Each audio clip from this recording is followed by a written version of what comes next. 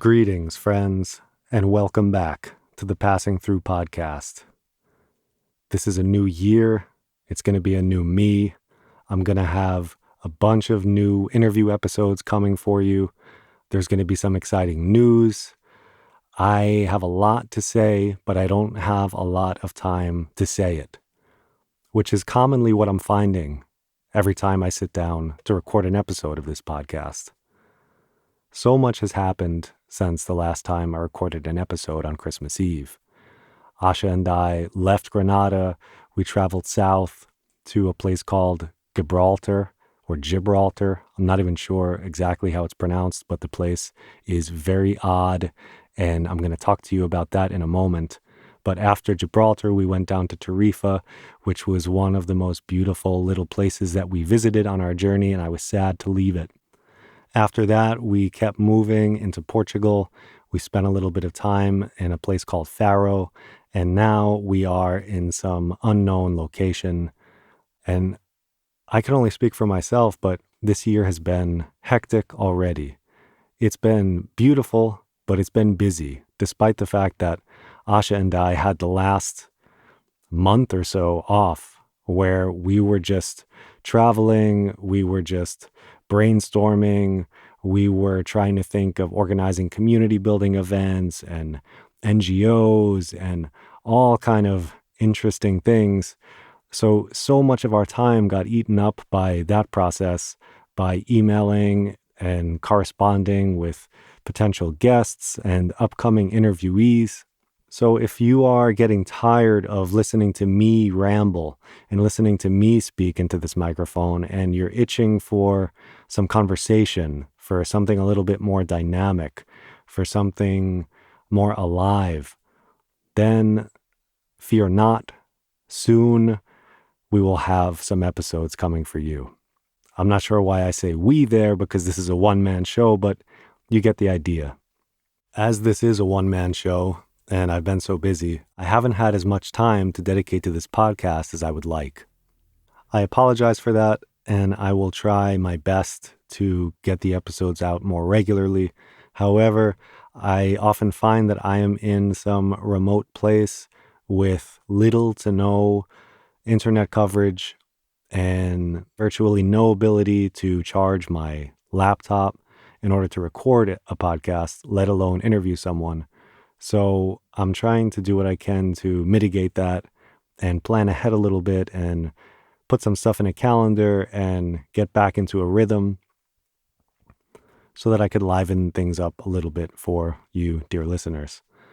If you are enjoying this show, please, I don't care if you subscribe to it, if you like it on Spotify or iTunes or wherever you listen, what I would like you to do is just recommend it to a friend. If there's somebody that you think might enjoy this podcast, feel free to share it with them. I would greatly appreciate that. And now, without further ado, I will just jump into wherever we're jumping in this episode, which I guess is circling back to this funky little place called Gibraltar, which I haven't researched, and I don't know a ton about, only what I've experienced. And what I experienced was very bizarre, very memorable.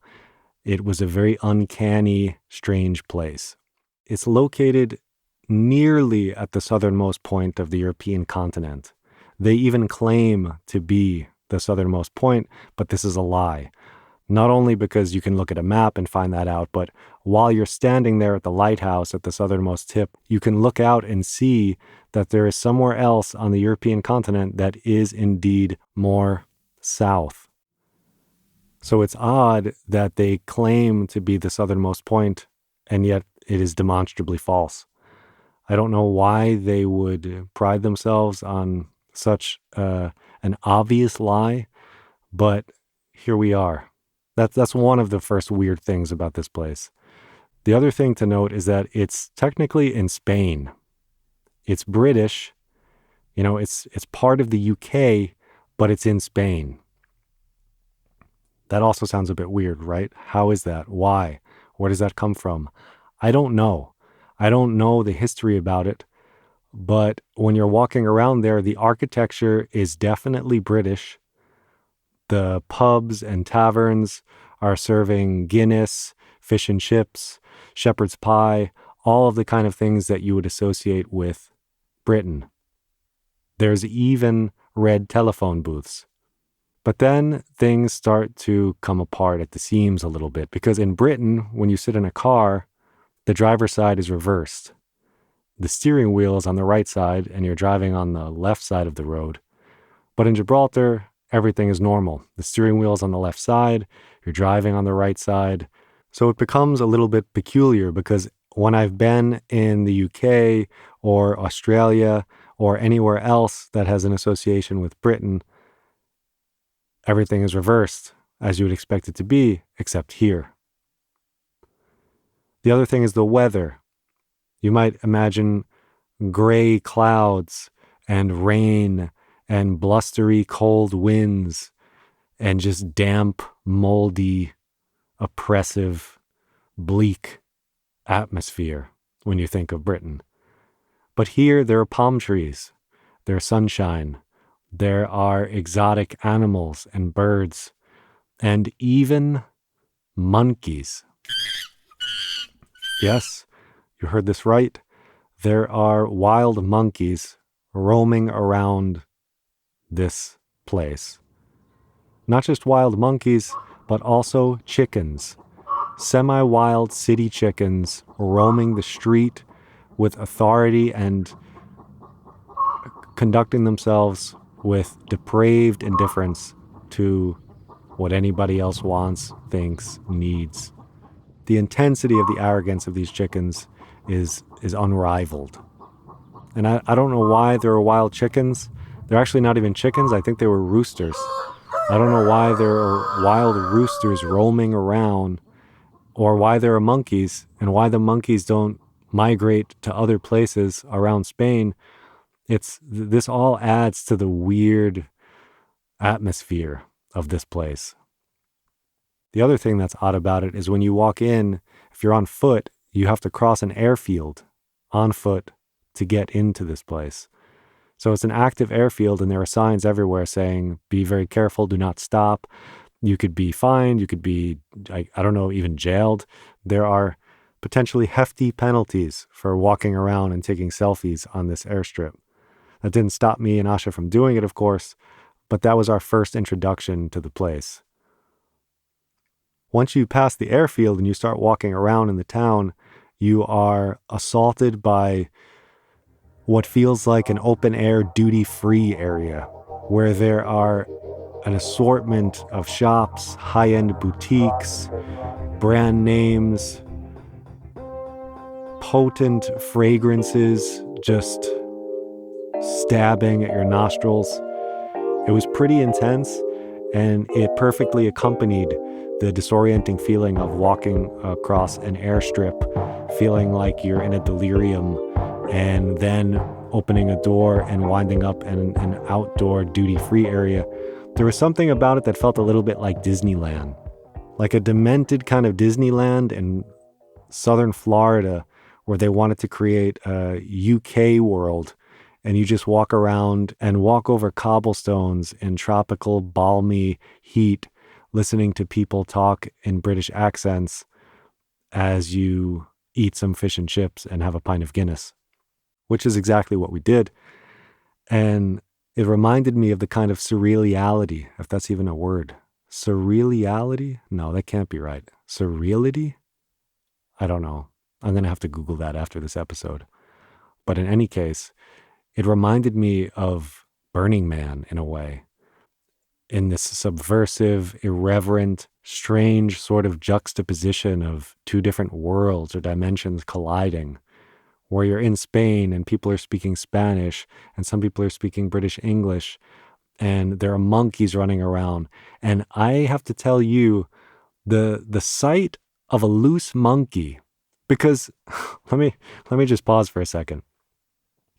Most of you, not all, but probably most listeners, have only seen monkeys in the zoo, locked up in a cage, held at a safe distance, where they cannot menace you, they cannot cause any mischief, they can be safely viewed from behind some glass or some bars from a comfortable distance.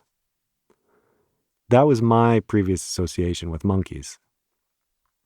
This time, when we were walking up to get to the top of the rock, which is the highest point in Gibraltar, suddenly ambling towards me, I saw what I thought was a small dog until I looked more closely and noticed that it was actually a fucking monkey coming towards me with possibly violent intentions, scowling, because the way monkeys move, they are limber, they are fast, they are spry, they get around, they're like doing parkour even when they're just walking.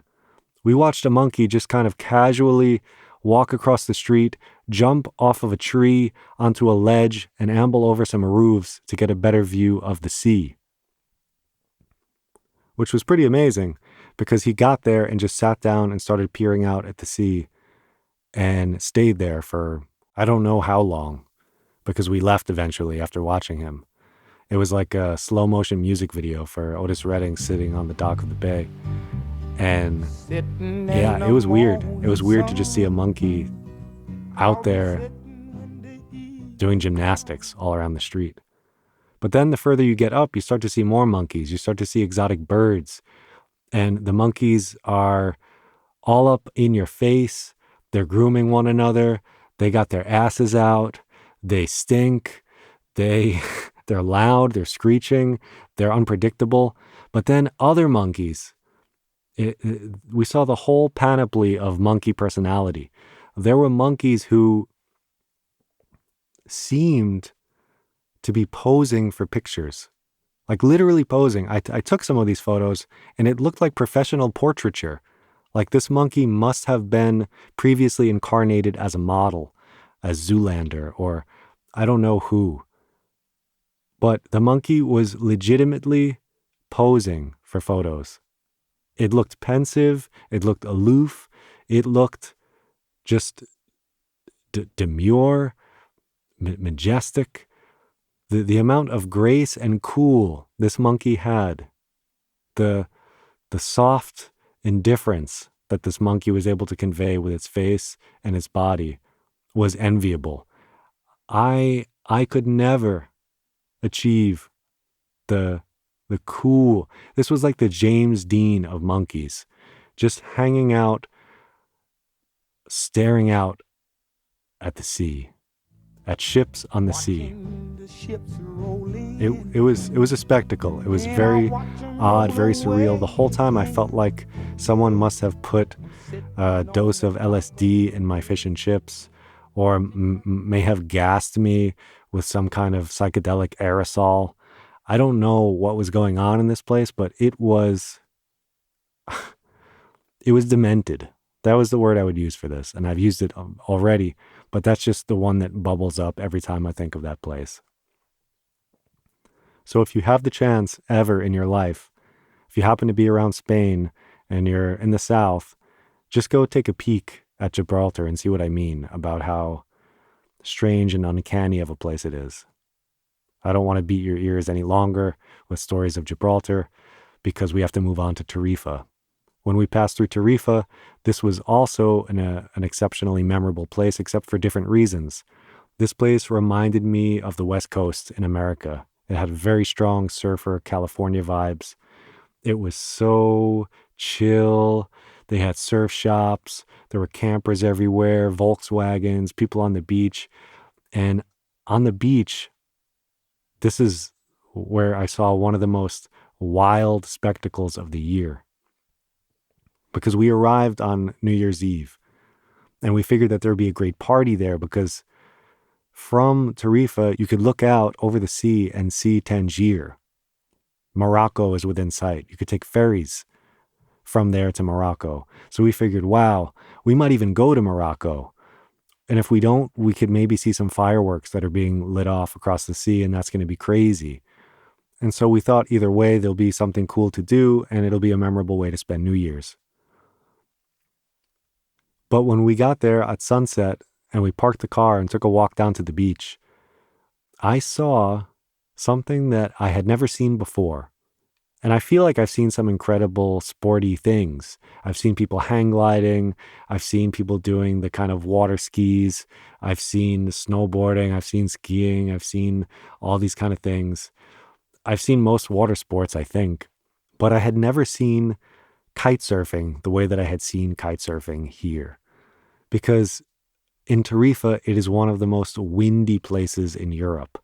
It is famous for kite surfing. So, what kite surfing is, if you don't know, it's kind of like surfing, except you have a giant kite that you hold onto and it kind of pulls you across the water. So, you're surfing with the added speed and acceleration of the wind. And I thought that that was already pretty cool if that's all it was, but it wasn't. I watched a guy, I couldn't believe it because Asha was in the bathroom and I was out there by myself, standing watching these kite surfers. And in the distance, what I thought I saw was one of them launch up 30 feet into the air and slowly glide back down. And I thought it couldn't be true. So I was watching again, and then again it happened. And I couldn't believe my eyes. I didn't understand how someone could achieve such a level of weightlessness, how they could catapult themselves so forcefully up that high for that many seconds. It didn't make sense to me. I thought that surely there must be some type of launch pad or some kind of mechanical device that was propelling them up into the air. But when Asha came out and I told her about it, they had stopped. So we started getting closer and closer to the water to see it, but they had come out of the water by that time and the sun was going down, and so the day was over. So I wasn't quite sure that I had seen that. But then the next day, when we went to the beach, we saw it up close, which made it even more impressive. To be that close and seeing people go that high and do different acrobatics, right? Like imagine kind of snowboarding moves or skateboarder moves where you're going up and you're kind of doing a little spiral, or you're grabbing the board and you're doing some kind of tuck. They were doing all kinds of crazy things. It was really cool. It was like watching a dunk competition in the NBA where people are just jumping off of a launch pad into the air doing crazy moves. It was cool. It was really something special to see. So you could go on YouTube probably and check out some videos and see what I mean here. But to see it in person, it was wild. And then after that, we hung out there for a few days before coming to Portugal and starting work again to just start off the new year in a little bit slower of a tempo. And as I mentioned, there were other things that we're doing, planning for a community building event sometime in the spring and trying to get an NGO up off the ground. So that required a lot of research and forethought. So stay tuned for some more information there as it comes. You will be the first to know of any breaking developments. Otherwise, I'm trying to get you caught up on my life so that I can get back to just rambling philosophically about things. And I think that those are the big bits. Those are the important ones for now. There's always so much.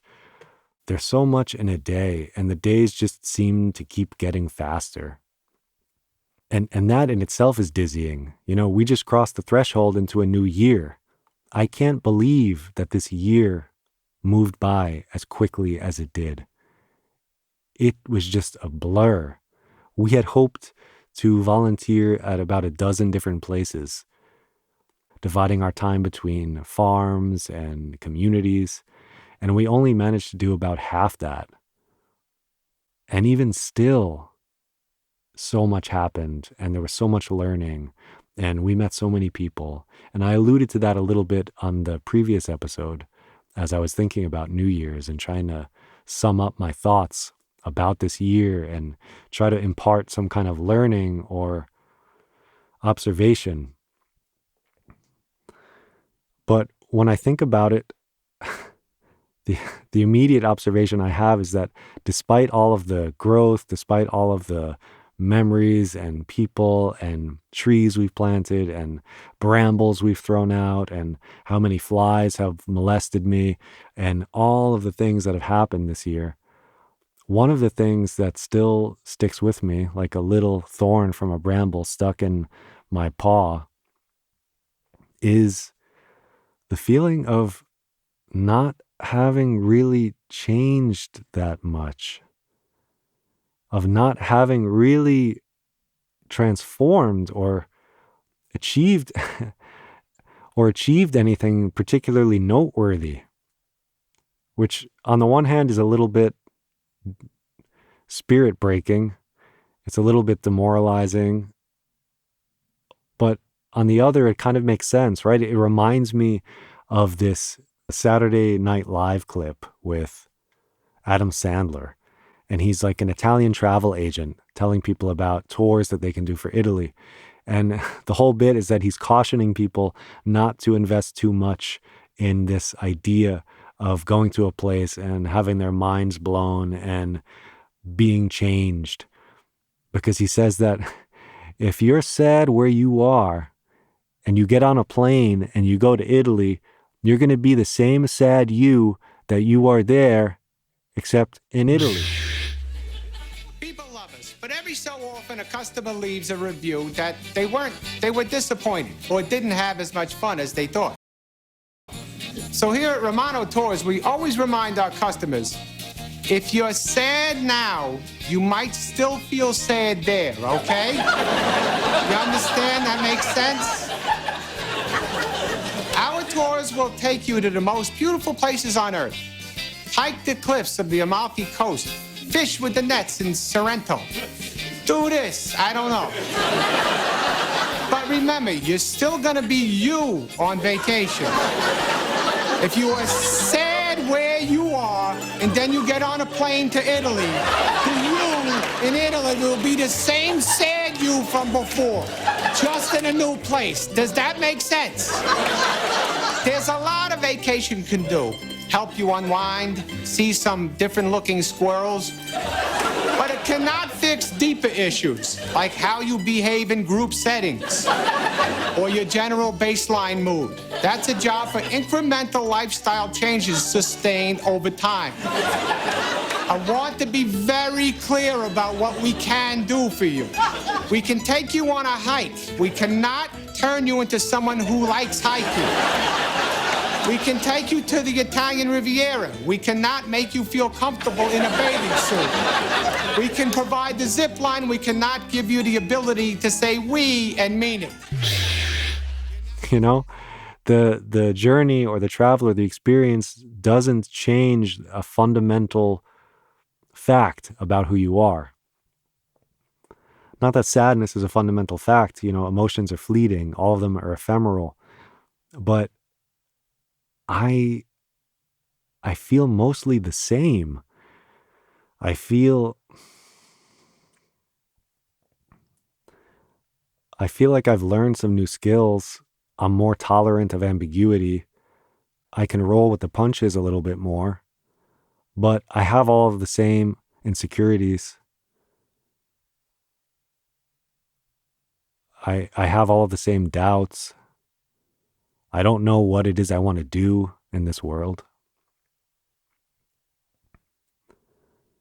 I don't know exactly how to make my life meaningful and impact those around me in a way that's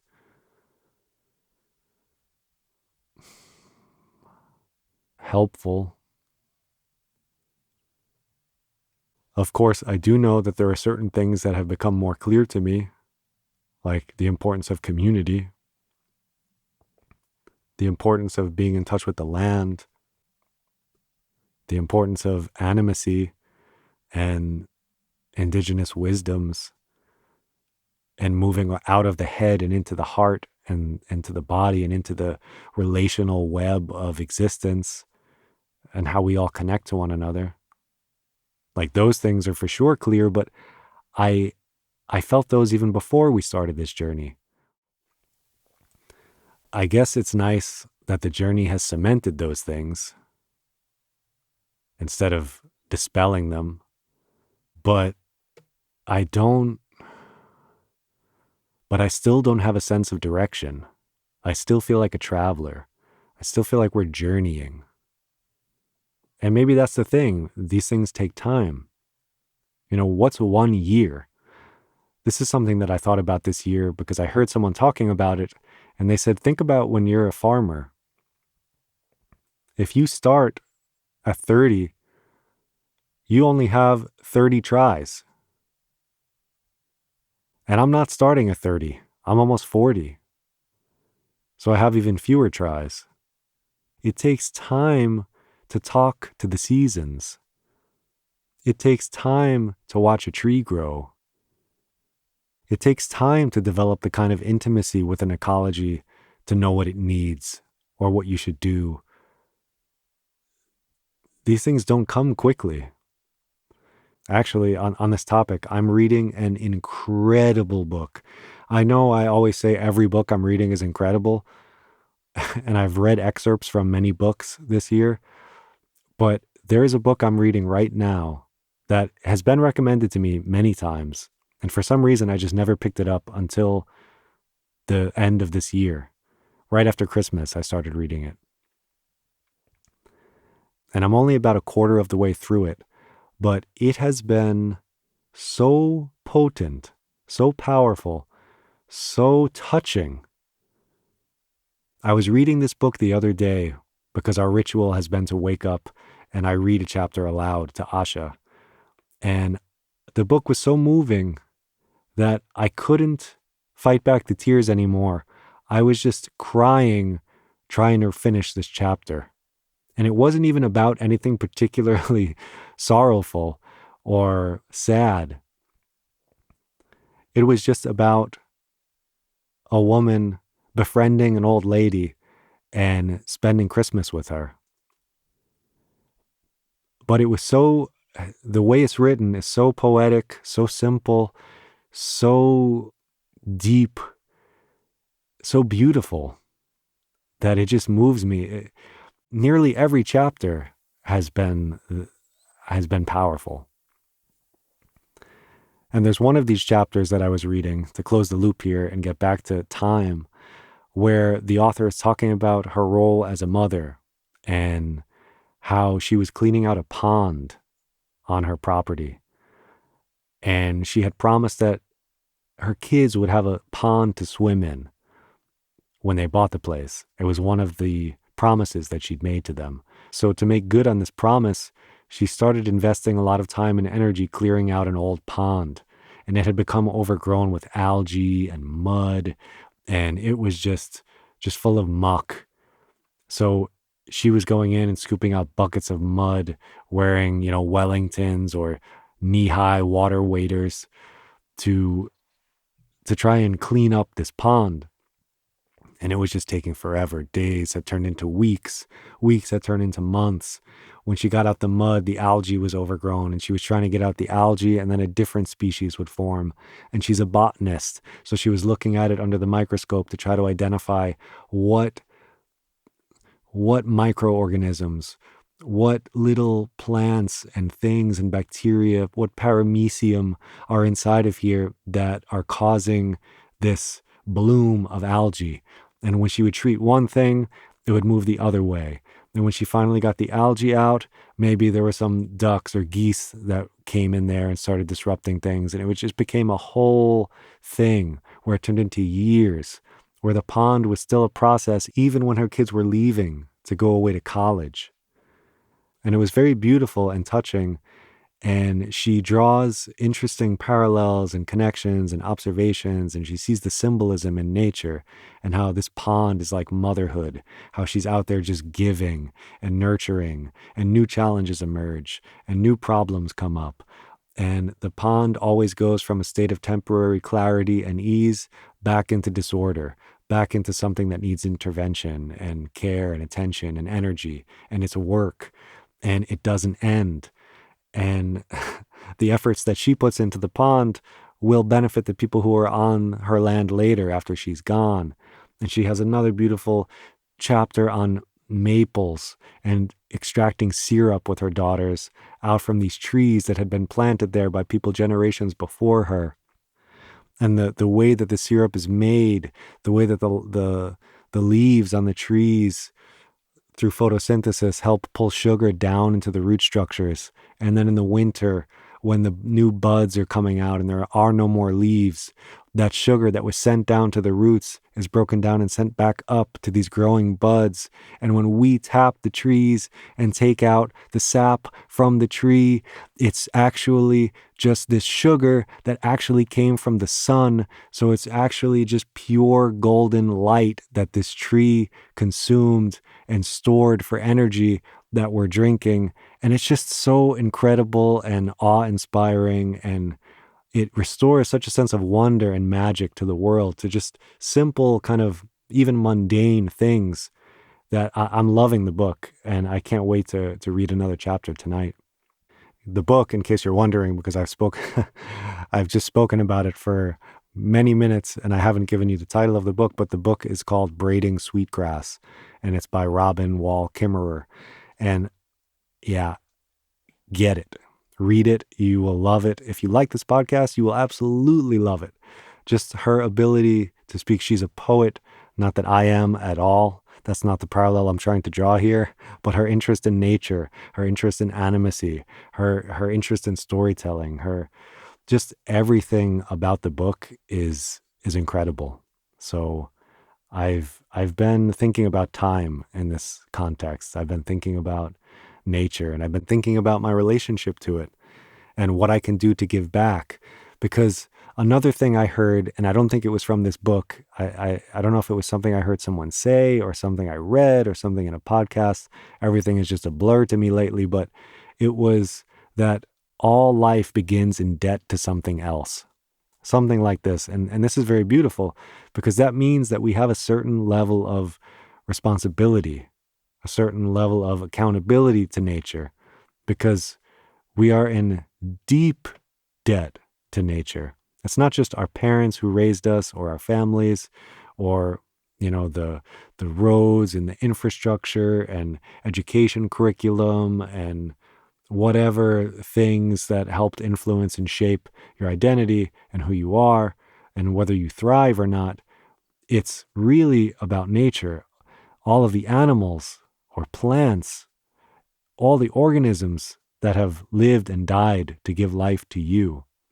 When I think about it, I've been alive for almost 39 years now. Countless, incalculable, untold hordes of animals, flocks of chickens, herds of cattle. When I think of all the burgers and chickens and chicken nuggets and the salads and the greens and the kale and the spinach and the grains, the wheat, the oats, the barley, the lentils, the beans, the nuts, the seeds. So much food, so much life has been given over to me so that I can continue to exist. It's staggering. I have incurred an enormous debt. Anyone who has been alive has incurred an incredible debt to nature. And I've been feeling this lately.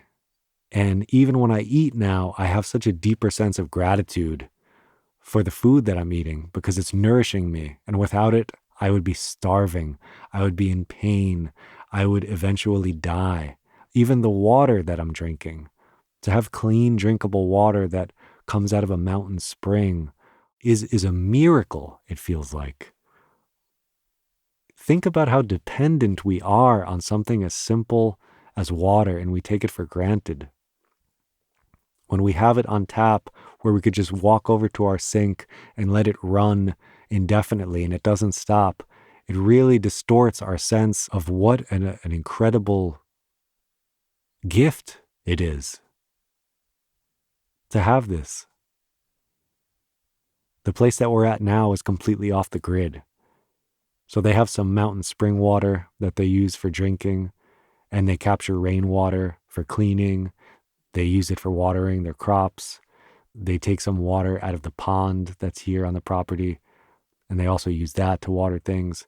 But their water management and their energy management in terms of electricity, because they run completely on solar, helps them really appreciate and understand that these things are gifts, that if the sun hasn't been shining for a few days, you need to be mindful of what types of things you're going to be doing. What kind of activities can I do now?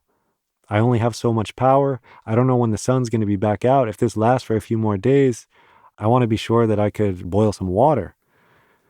So it's really one of the things that this journey has made me appreciate is this idea. Even being in the van here, like I was talking about earlier, I often can't charge my stuff. My phone and my computer have been dead for a few days. This makes me appreciate when I can plug in. And I want to raise awareness about these kind of things because when I wasn't living in a van, it was more invisible.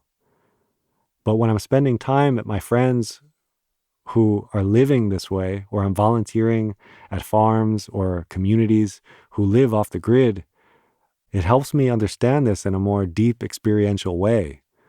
That's been one of the biggest things over the course of this year, I would say, is really having more appreciation for the things that are sustaining me. And what I want to do in this year is something that we started doing last year, which is start to pay back that debt. This debt that probably can't even be paid back. But the least I could do is start putting some credits back in that account. Right? And I think that by helping to make movements in that direction, by moving towards reciprocity and gratitude and paying back a debt and just giving, this can be deeply transformative. I mean, to me, this is one of the things about community building that's great. When I'm helping to facilitate these workshops and I'm giving my time and my energy, it's very rewarding. And the thing about it is that it's such hard work. I've never done something more difficult. It is so demanding emotionally, intellectually, energetically, spiritually, on every level. It requires every ounce of focus and concentration and presence. And there hasn't been a job, and it's not a job for me. It's something that I do voluntarily, but there hasn't been something that I've done that's been on that level, that requires so much giving and requires so much holding. So I want to continue this theme by just being able to give back to people, back to nature, back to whatever I can. And I think that's my New Year's resolution, because I didn't even have time to think of one. But now that I'm sitting here talking into this microphone, it seems clear that the New Year's resolution here is to give back, to give thanks, to start to repay this debt. Whether that's planting trees or pulling out brambles or digging holes where new ponds are going to be, or cutting fresh firewood for somebody to burn after I'm gone, to keep them warm in these colder months. This is satisfying. This gives me a nice feeling. It isn't like it was when I was working in front of a computer at a desk. All the value I was generating was detached and just translated into some euros or dollars in my bank account. What I'm doing now is actually helping people and plants and animals and insects. And yeah, I'm sorry for the ramble here, but I think I'm realizing in a real time that there has been a bit of a transformation here. I do feel that this is more meaningful, and that despite having many or most of the same insecurities, doubts, fears, negative or unsightly parts of my personality, there is growth in other areas. There is a rising sun. There is something regenerating. There is something new emerging. So I want to thank you, the listener, for being here and for giving me this space to do this and just think out loud. And I don't know, at times lately, I feel like I've been thinking about this podcast and what I want it to be and how I want to conduct myself and what is my host's personality and all of these things. I've been thinking about it more, and I don't have any answers, but the idea came to me that what I'm doing here is sort of like giving you a sermon in a way. And I don't want to be preaching. I don't want to be in the position that I am now as I'm saying these things in this episode. I am cringing a little bit inside when I hear the things that I'm saying because I do feel like I'm preaching. And this is something that I try to avoid. But what is a podcast if not a kind of digital pulpit? You know, when you listen to someone's podcast, you are joining the congregation.